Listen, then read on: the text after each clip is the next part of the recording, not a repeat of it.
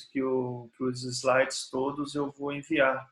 Vou colocar, na verdade, a aula no YouTube, né, a nossa gravação, e os slides eu vou mandar também, tá? Então, fiquem tranquilos.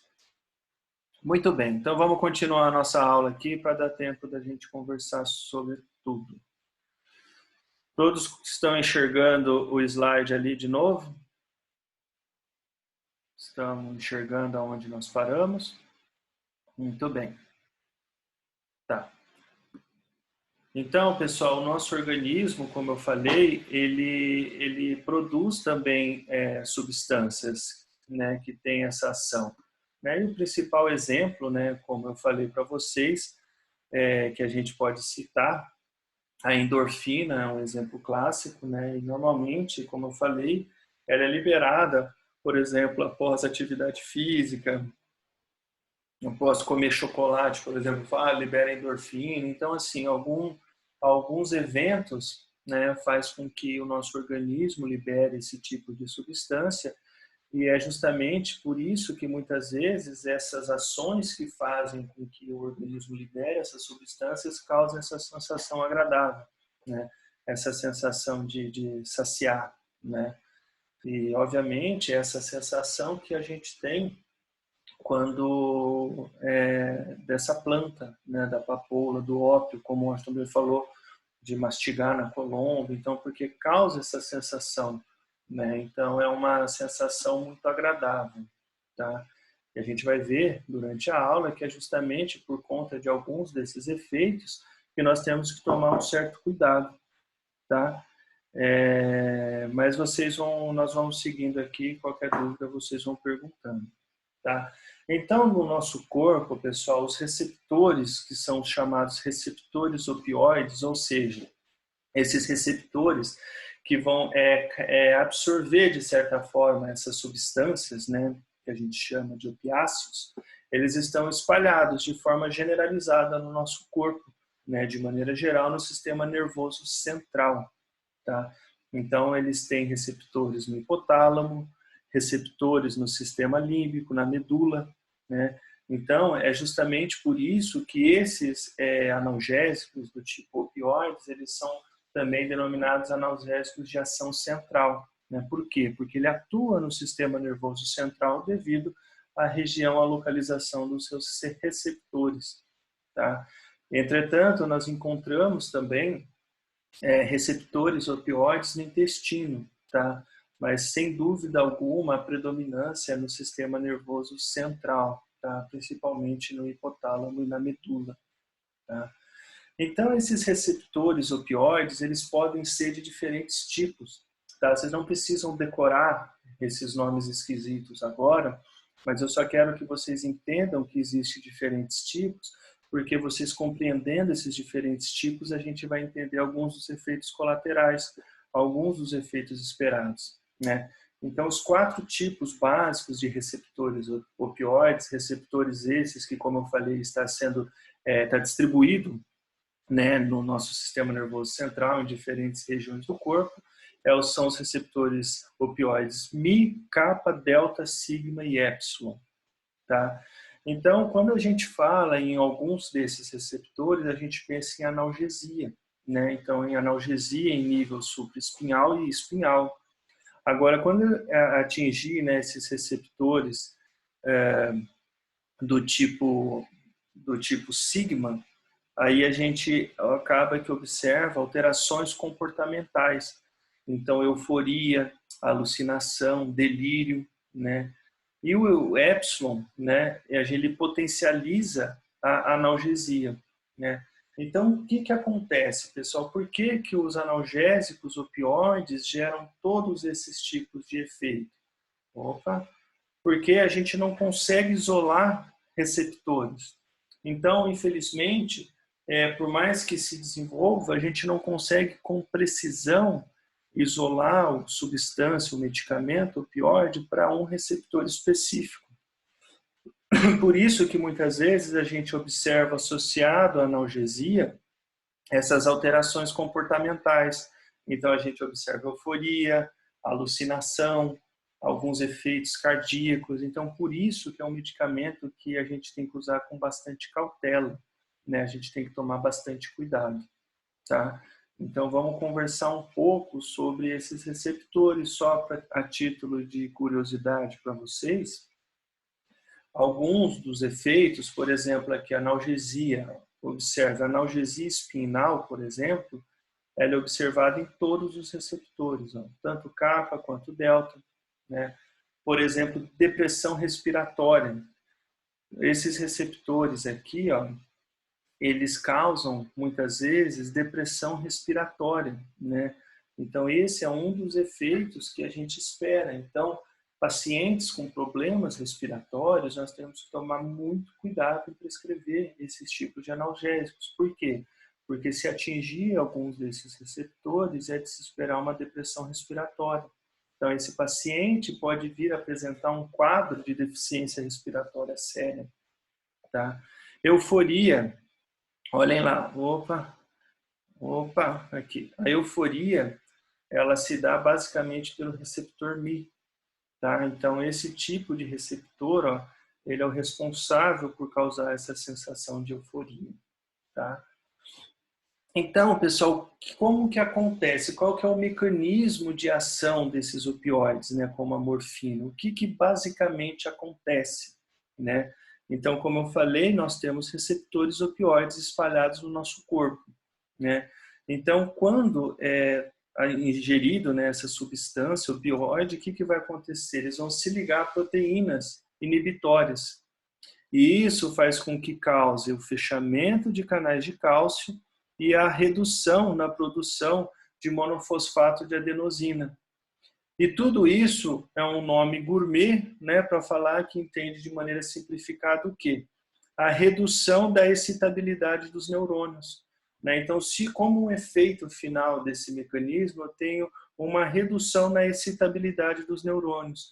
Consequentemente, eu vou diminuir a neurotransmissão, né? Então, os meus neurônios, eles não vão fazer a transmissão tal qual faziam, né? Então, nós temos essa redução na diminuição da neurotransmissão e, consequentemente, eu tenho uma diminuição da sensibilidade dolorosa, tá? Então, é esse o mecanismo básico dos analgésicos opioides, tá certo? Então, com base em tudo isso que a gente falou até agora, né, com base nos mecanismos de ação, tudo isso, em seus diferentes receptores, o que a gente imagina? Que a gente vai ter efeitos em basicamente esses 6 itens. Então, o meu paciente, ao tomar um analgésico opioide, ele vai ter uma resposta no sistema nervoso central, ele pode desencadear uma resposta no sistema respiratório, no sistema cardiovascular, no trato gastrointestinal, já que eu falei que nós temos receptores também no intestino, no trato gênito-urinário e causar reações de pele, né? Então, é um analgésico muito, muito bom, muito potente, mas que pode causar efeitos em todas essas regiões do nosso corpo, no caso do nosso paciente, tá? Então, vamos falar um pouco sobre cada uma deles. Tá? Então, as reações esperadas no sistema nervoso central, elas são basicamente, pessoal, aquela sensação agradável de estar flutuando, né? Então, como o Washington falou, o pessoal lá na Colômbia deve sentir isso com uma certa frequência. É esperada essa sensação dos analgésicos opioides, uma sensação muito agradável, essa sensação de estar flutuando, né? Como vocês estão vendo na imagem. Além disso, é esperado ainda uma diminuição da ansiedade e da angústia. E é ainda esperado, em algumas vezes, alucinações e delírio, né?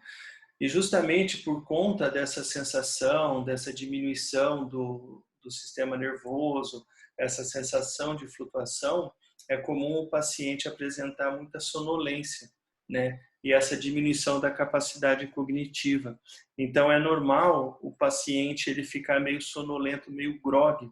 É uma reação um tanto quanto forte, né?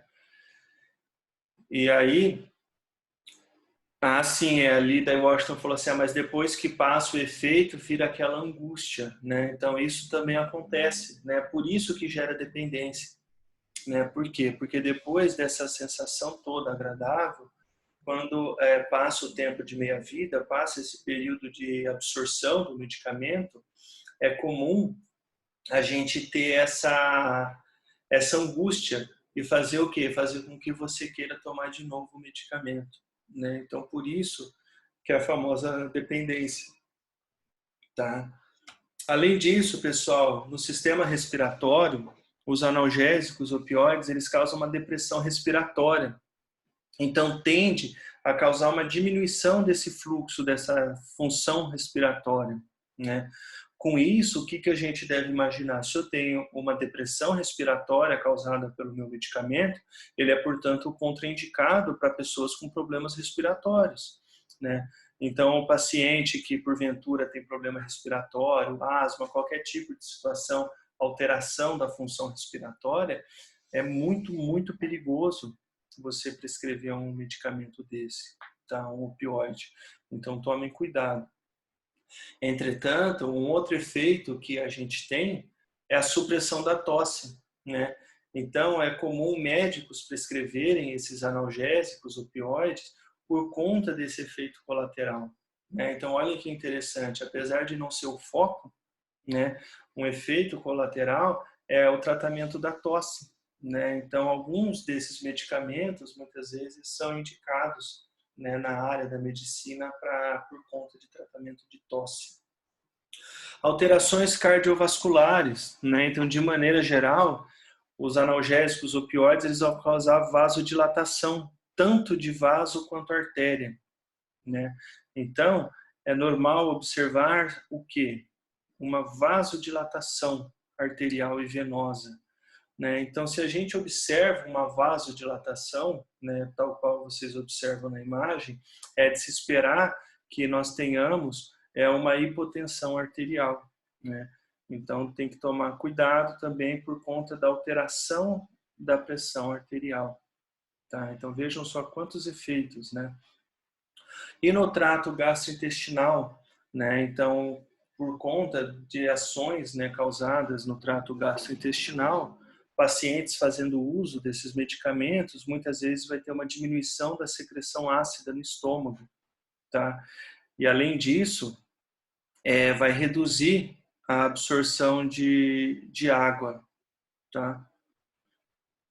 A Cleide está falando que não vê imagem. É só ela, pessoal? Vocês estão enxergando o slide? Deixa eu interromper aqui. Sim. Cleide, você está vendo a minha cara bonita aqui agora ou também está tudo preto? O problema é só quando tá. Então, o seu problema está sendo quando eu projeto o slide só. Eu vou tentar compartilhar de novo o slide, Cleide. Você me responde se está enxergando, tá? Aí, voltei para o slide, voltei para a apresentação. Todos enxergam o slide? Excelente. Agora eu não sei se o sim da Cleide foi antes ou depois.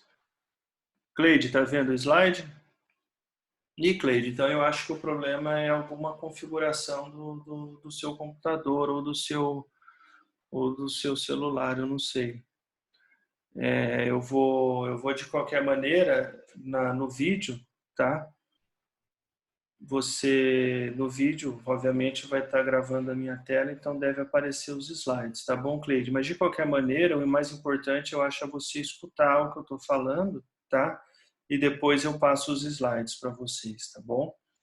A Gabriela pergunta assim, professor, mas sempre vai dar todas essas reações ou só em alguns lugares?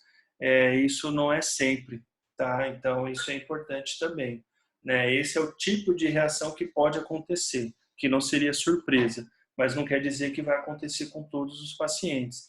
Alguns pacientes podem não apresentar nenhum tipo de reação desse tipo, tá? Nenhuma dessas. Entretanto, alguns pacientes podem apresentar todas elas, enfim, a questão é que vocês têm que estar cientes que esses tipos de efeitos são esperados. Porque o paciente pode ligar depois que você prescreveu o medicamento e falar, eu não estou estou com urticária, por exemplo, eu não estou com dificuldade de respirar. Então, assim, são algumas coisas que a gente tem que tomar muito cuidado. Mas não necessariamente todo mundo vai ter, tá, Gabriela? Assim como os medicamentos, quando a gente compra, né, medicamento, a gente pega a caixa lá, a gente vê efeitos colaterais, 10 folhas, né? Você vai comprar uma dipirona, você pode praticamente morrer de tanto efeito colateral que pode dar. Mas isso é uma maneira de proteção da própria indústria farmacêutica, né? E, de certa forma, é importante a gente saber, tá bom? Então, oi, pode perguntar. Como nas clínicas médicas passa aqueles propagandistas e deixam medicamento lá, revista, essas Aham. coisas para dar suporte para o médico, isso acontece também com as clínicas odontológicas? Olha, acontece com uma frequência muito menor, mas acontece. Lá no nosso consultório já foi diversas vezes representantes farmacêuticos, né, Isso. no objetivo de divulgar uma determinada formulação, uma associação nova de medicamentos, deixam normalmente algumas amostras grátis ali, e com o intuito justamente de a gente passar a indicar isso para os nossos pacientes. Mas assim, é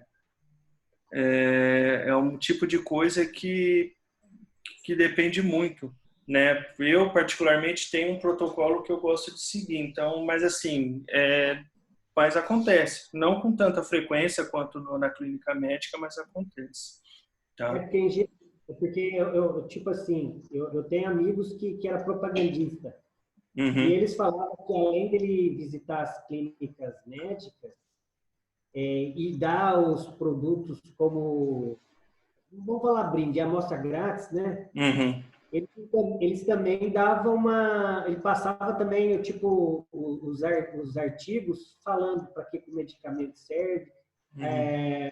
os efeitos colaterais e quando não seria necessário prescrever aquele medicamento. É.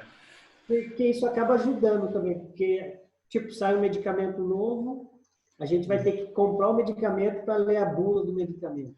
Uhum. Mas eu acho muito. Eu, sinceramente, eu sou da opinião que a gente tem que indicar o que a gente bem entender, sabe? Eles prescrevem, a gente tem que tomar muito cuidado com a indústria farmacêutica, justamente porque eles querem vender, né? Eu sei que é amigo seu, não estou criticando de maneira alguma, mas o foco Né? deles, eles vão tentar muitas vezes indicar medicamentos para N situações que talvez não seria a nossa rotina, né? Então, assim, eu prefiro me pautar em base científica, então, assim, coisas que já foi estudada, mas, assim, não é um problema, obviamente, a gente muitas vezes aderir, né, a diferentes medicamentos e, enfim, algumas coisas assim. Mas pode acontecer sim, não é um problema, tá? Entendi. Obrigado. Imagina. Então, pessoal, na resposta, no trato gastrointestinal, é normal uma diminuição da secreção ácida e uma redução de absorção de água. Então, é normal o paciente relatar aquela constipação, né? Então, isso também é efeito que pode acontecer, né? E no trato gênito-urinário, no nosso sistema urinário, é comum uma redução do débito urinário. Então, basicamente, o que isso quer dizer? O paciente vai fazer menos xixi. Então, esse também é um efeito esperado, tá? Então, é uma diminuição desse débito urinário comum. E na pele, que tipo de efeitos pode acontecer na nossa pele, né? O que acontece basicamente é uma dilatação dos vasos. Lembra que a gente conversou que causa uma vasodilatação lá no começo, essas alterações vasculares? E essas alterações vasculares, elas vão muitas vezes refletir efeitos na pele, né? E alguns desses efeitos é rubor, sudorese, urticária, então ficar com esse aspecto vermelhinho que vocês estão vendo, esse rubor, isso é comum também, tá? Novamente, como a Gabriela perguntou, não quer dizer que vai acontecer com todos, mas são coisas que podem acontecer, tá? Então, pensando nesses medicamentos, pessoal, ou melhor, nos analgésicos, opioides, né, eles podem ser classificados basicamente de dois tipos. Aqueles que são os analgésicos opioides fortes e os analgésicos opioides fracos. Lembrando sempre, pessoal, que quando eu falo um analgésico opioide fraco, ele ainda assim, mesmo sendo um opioide fraco, ele vai ser muito mais potente do que um analgésico não opioide, tá? Então, o que eu quero dizer com isso? Um analgésico opioide fraco, como a codeína, ela ainda assim tem um efeito analgésico muito mais potente do que uma dipirona, por exemplo, ou do que um paracetamol, né? Então, nesse grupo dos analgésicos opioides fortes, o que a gente tem como principal exemplos é a morfina, o tramadol e a neperidina, né?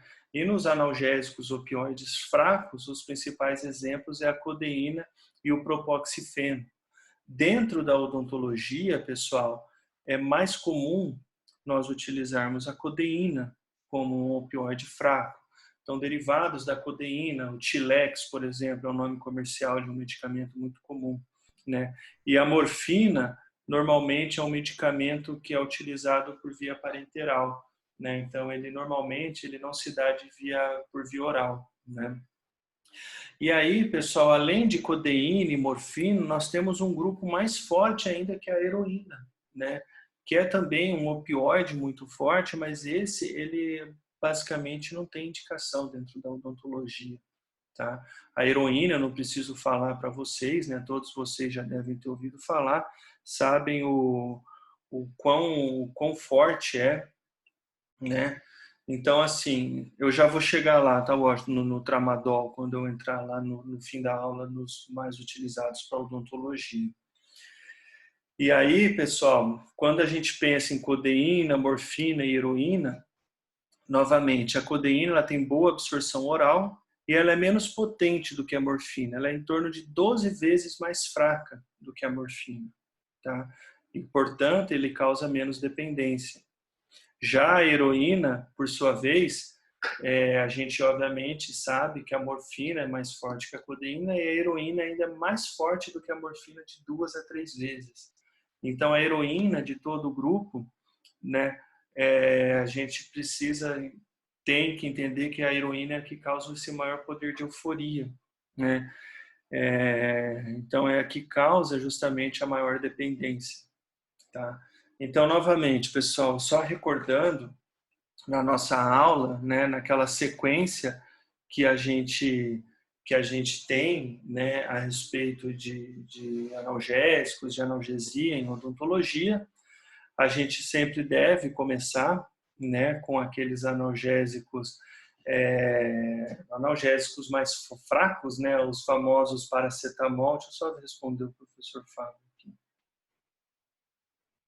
O paracetamol, a dipirona, que são aqueles analgésicos mais fracos, tá? Seguindo, né, na nossa cascata, né, a gente pensa basicamente nos opioides mais fracos, né, que aí a gente citei como exemplo a codeína, tá?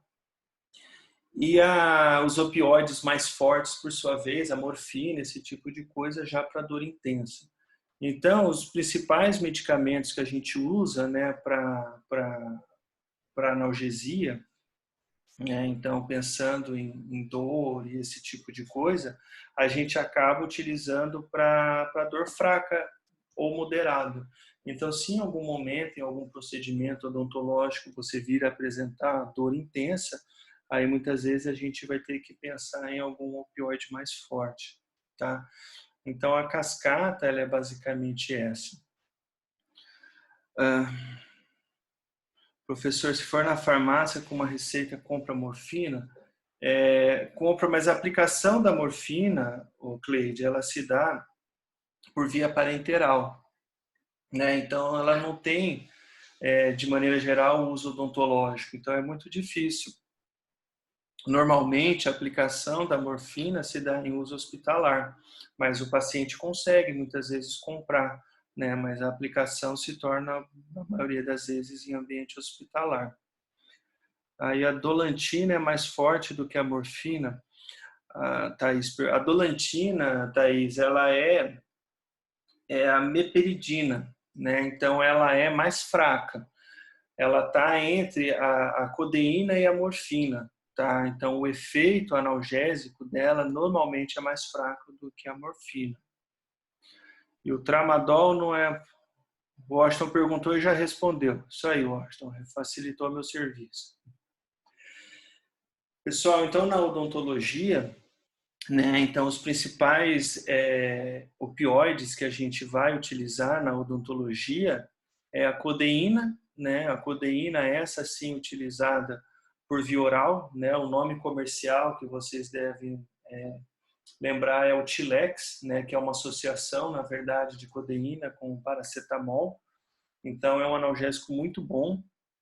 A morfina, aí sim, como eu falei, ela já se vê aplicada em via parenteral, né? Então a gente não faz aplicação de morfina por via oral, tá?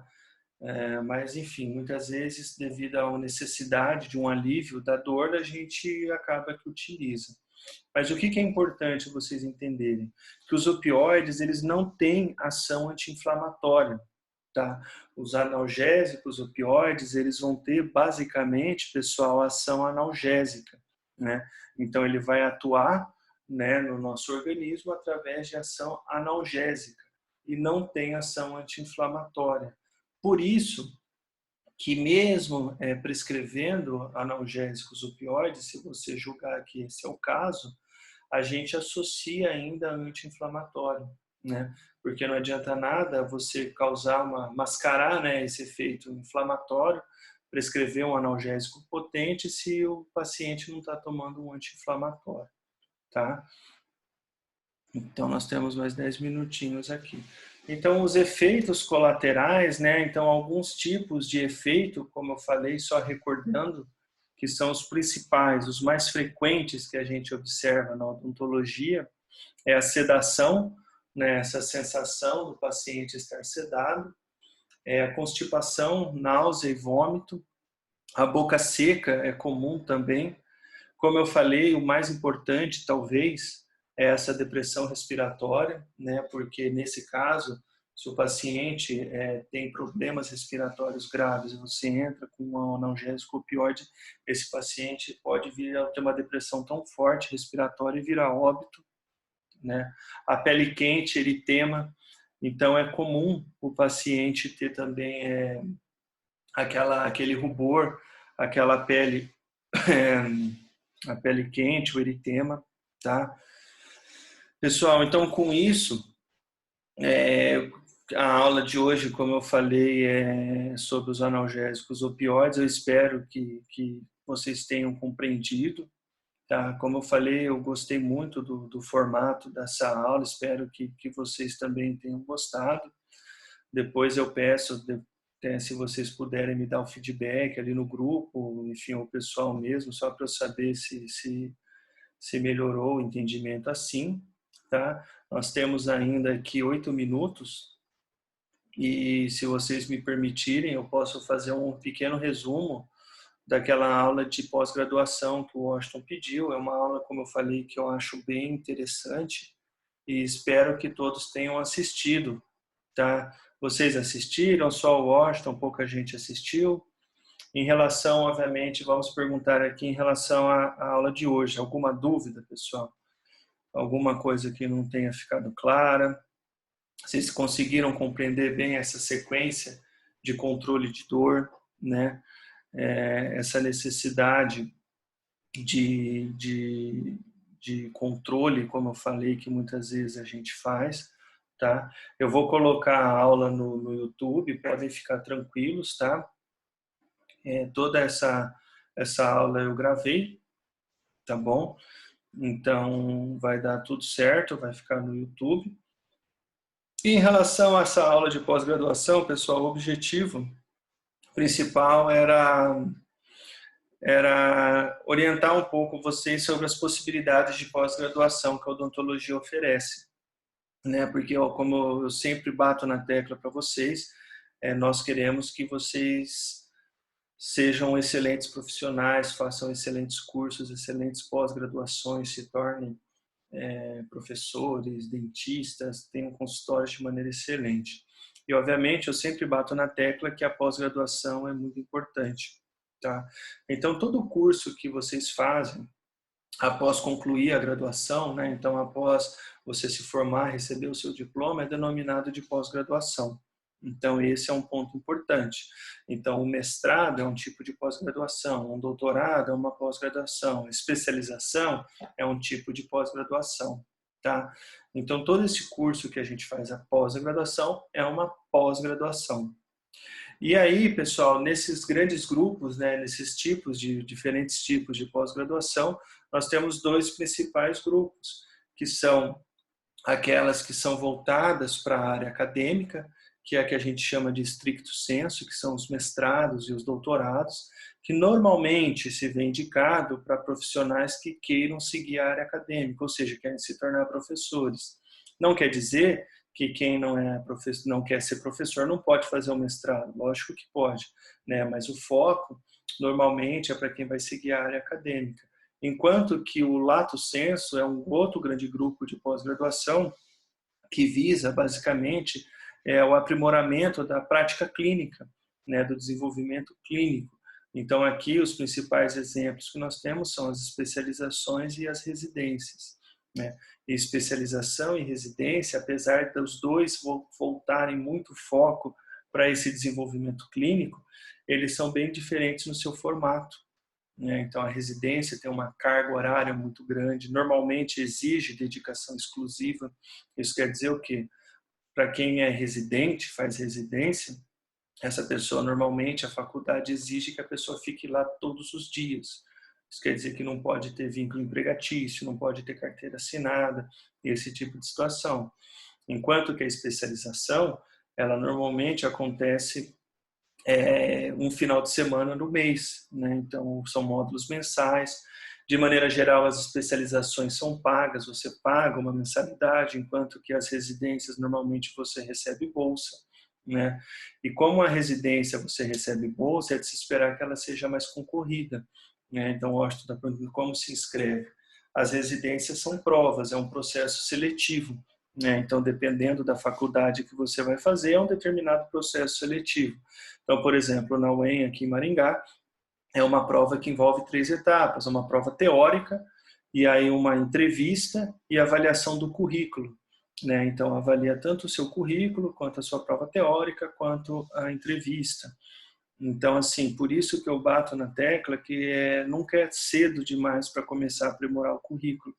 Então, por exemplo, se você quer fazer uma residência em bucomaxilo, seu sonho é fazer buco, você quer ser cirurgião, a prova ela vai cobrar os conteúdos de cirurgia. Então, estuda em cirurgia. Na análise do currículo, trabalhos apresentados na área de cirurgia vão valer pontos. Então, toda essa questão de pontuação, esse tipo de coisa, quem determina é o edital. E isso vai depender, obviamente, de cada instituição, tá?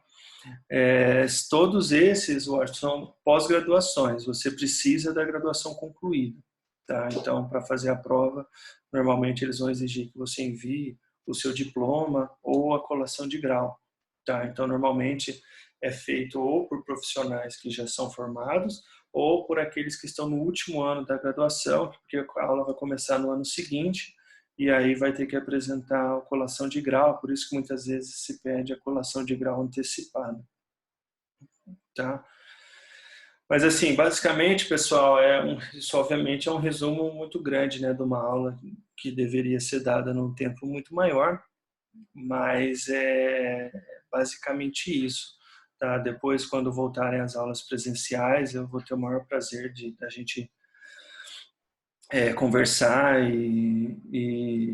enfim, conversar e pensar, né, sobre como aprimorar os seus currículos. A FATESC mesmo já oferece cursos de especialização, esse tipo de coisa, que está pleiteando a abertura de um mestrado.